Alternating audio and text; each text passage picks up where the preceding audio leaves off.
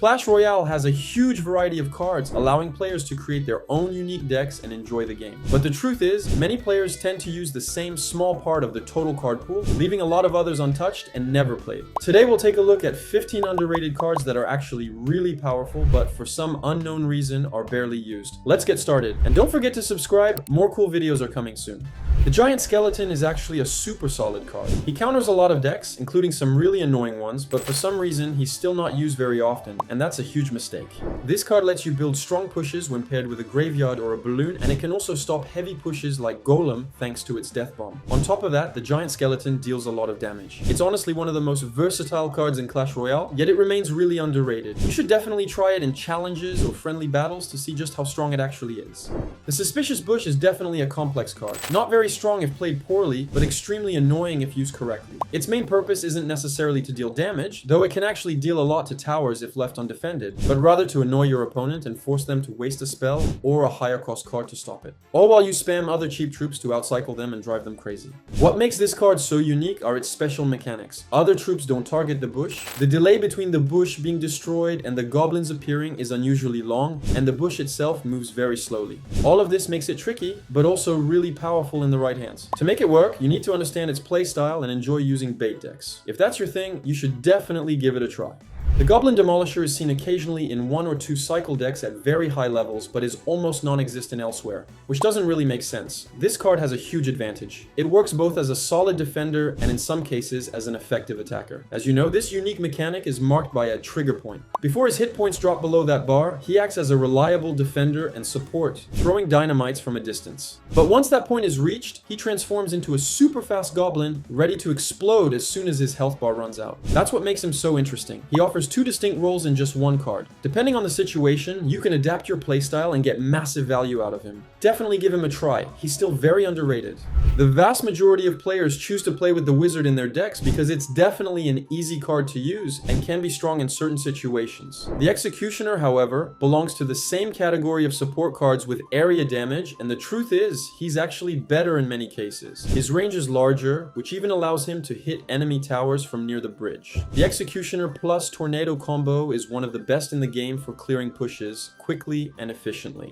On top of that, he survives lightning or fireball plus zap, making him much more reliable than the wizard. His evolution is even stronger, as it adds knockback, extremely effective against cards like the Hog Rider. Sadly, this card is often forgotten simply because the wizard is more popular, even though the executioner is actually the superior option. Don't hesitate to test him out, especially if you're already using tornado in your main deck.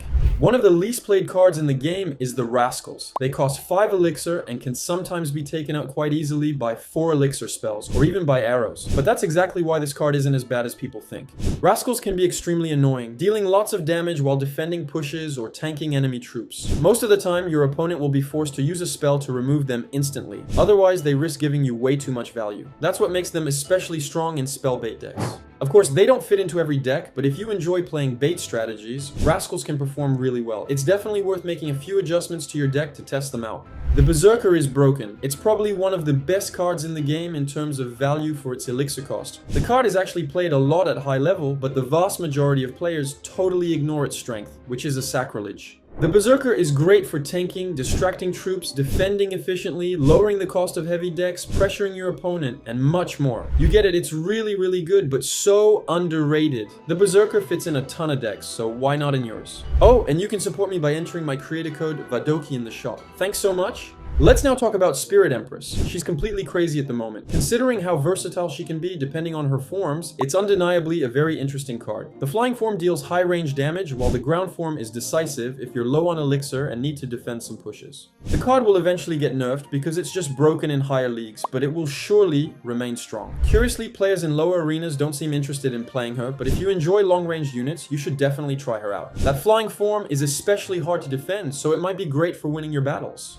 How could we make this video without talking about the Snowball? Even though its popularity has increased a bit thanks to its evolution, it's still far from the popularity it truly deserves. For only 2 elixir, the Snowball makes a huge impact, bouncing back and slowing troops, which is incredible for its cost. In some decks such as Graveyard, Drill, or Balloon decks, the Snowball is unbelievably useful. Its evolution is also great, considering how far troops are pushed, and because it can also apply that reset effect, a bit like the Zap in some situations. The truth is that the Snowball actually fits in lots of decks, and while I agree it's not always easy to play because of the travel delay, it's truly underrated when we see how much players prefer to play the Zap, even though it's way less powerful in many situations. So try the Snowball. The Hunter is one of those cards that casual players don't really like. Playing him doesn't feel instinctive, and he requires a lot of skill to be used correctly. The Hunter doesn't have much health, and the fact that his damage depends heavily on placement makes him unappealing to most players, since you really need to be precise during your games. But if you're someone eager to win, you should definitely give the Hunter a try. He's really underrated, even though he can deal massive damage. He's one of the best defensive troops when played correctly. You'll make mistakes in your first battles for sure, but with time, you'll reach a real level of mastery, so give him a shot. Talking about great defensive cards, here's another one. The Ice Wizard. He's one of the strongest 3 elixir cards in the game, but for some reason, he's almost invisible outside of the higher leagues. He slows troops, deals damage, baits opponents' spells, and is an amazing defender. You get it? He's really strong. Because he dies to a fireball, many players are hesitant to use him, but the real strength of the card lies in his low cost. You can cycle quickly to get him back on the field, making your defense nearly impenetrable. So if you're looking for a low-cost card in a cycle deck to defend against your opponent's attacks, consider the Ice Wizard. I bet you won't be disappointed. The Flying Machine is so good, its range is absolutely crazy. In many situations, it's actually hard to destroy unless your opponent has a fireball. It's a really annoying card, and for unknown reasons, it's so underestimated by almost everyone. Aside from recruits and a few lava decks, no one plays it, even though it's especially strong in the lower arenas. Players often fail to defend it properly, which results in the Flying Machine either locking onto the tower or targeting a troop while the tower can't help because it's out of range. You get it? This card is really hard to deal with, and most players struggle to counter it efficiently. Plus, it's both fun and strong, so if you've got room in your deck, you should definitely give the Flying Machine a try. The Delivery is actually the best defensive spell in the game, and that's not a joke. It doesn't fit in a lot of decks, but it's crazy how good this spell really is. Generally, it's used in 3 spell decks, so if that's your case and you want to reinforce your defense, you could try removing 1 spell and adding the Delivery instead. So yes, it's an amazing card, super undervalued, but admittedly a bit tricky to integrate into decks. That card deals a lot of damage. That card is annoying. That card is seriously underplayed. The Bowler is a card not many people use, even though it's actually one of the best support cards in the game. His range is huge, his damage is great, and he has a lot of hit points. This card could fit into tons of decks, but for unknown reasons, it's often forgotten, which is a real shame in my opinion. The Bowler is amazing in so many situations, both defensive and offensive, so you really should give him a try. If you already have some ranged units in your deck, consider switching one out for the Bowler. He's truly one of the best cards in the game, and I'm not even kidding. The Fisherman is played a lot at high level because this card has the ability to change an entire game for only 3 elixir. Your opponent plays a heavy tank? No worries, use your Fisherman to activate your King Tower. Your opponent defends with a high damage troop? No worries, use your Fisherman to pull that troop away. Your opponent has a card heading for your tower? No worries, use your Fisherman to drag it to the center of the arena so both towers can focus it.